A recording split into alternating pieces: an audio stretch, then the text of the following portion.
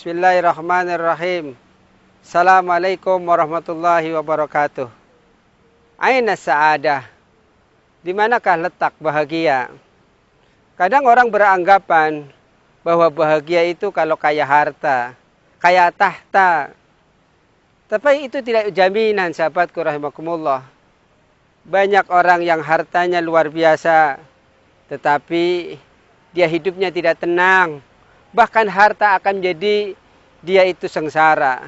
Dia akan diperbudak dengan harta. Hidupnya selalu bergelimang untuk terus mencari harta. Tidak pernah puas. Al-khirsu, dia selalu merasa kurang dengan harta itu. Atau mungkin sahabatku rahimakumullah, dia yang beranggapan bahwa bahagia itu kalau tahtanya tinggi. Itu pun tidak jaminan. Banyak orang yang bertahta tinggi, tetapi hidupnya tidak tenang, keluarganya berantakan, bahkan suami istrinya pun tidak ada pernah ketenangan, tidak pernah bertemu. Saat suaminya pergi, istrinya sedang tidur. Saat pulang, istrinya pun sudah tidur, anak-anaknya pun sudah tidur. Tidak ada kebahagiaan di dalam pelaksanaan rumah tangga itu. Sahabatku rahimakumullah, ataukah orang bahagia karena dia terkenal? Itu pun tidak jaminan.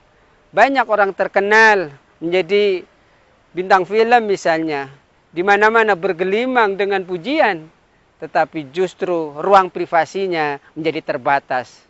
Sahabatku rahimakumullah, bahagia itu letaknya di hati. Maka jadikanlah agar kita ini menjadi kaya hati. Hati ini selalu berubah-ubah, sahabatku rahimakumullah. Maka mohonlah kepada Allah Subhanahu wa taala, ya muqallibal qulub, tsabbit qalbi ala dinik. Wahai zat yang membolak-balikan hati, tetapkanlah hati ini tetap dalam hati yang bahagia, dalam menerima, dalam qanaah dan sebagainya. Sahabatku rahimakumullah, orang yang bahagia itu karena hatinya menerima dengan takdir Allah. Dia ikhlas. Ketika diberi nikmat, dia bersyukur. Ketika diberi musibah, dia bersabar. Karena itu sahabatku rahimakumullah, jadikanlah ke depan, kumpulkan makanan-makanan hati agar kita selalu bahagia. Seorang suami melihat istrinya bahagia, seorang istri melihat suaminya bahagia, orang tua melihat anak-anaknya bahagia, seorang guru, dosen, mudaris, muallim, muadzib, dia akan bahagia ketika melihat anak-anak didiknya berhasil dengan luar biasa. Maka sahabatku rahimakumullah, teruslah kita memohon kepada Allah untuk setiap hari agar bahagia. Happy ending, itu adalah akhir yang bahagia. Husnul khotimah, itulah yang dicita-citakan bagi orang yang beriman. Maka sahabatku rahimakumullah, kebahagiaan itu letaknya di hati. Hati itu ada yang sakit, hati itu ada yang sehat, bahkan hati itu ada yang mati, sahabatku rahimakumullah. Dan hati itu kadang juga terbalik. Maka sahabatku rahimakumullah, siapakah orang yang hatinya mati?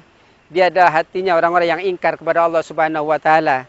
Sawa'un alaihim anzartahum am lam tunzirhum la yu'minun.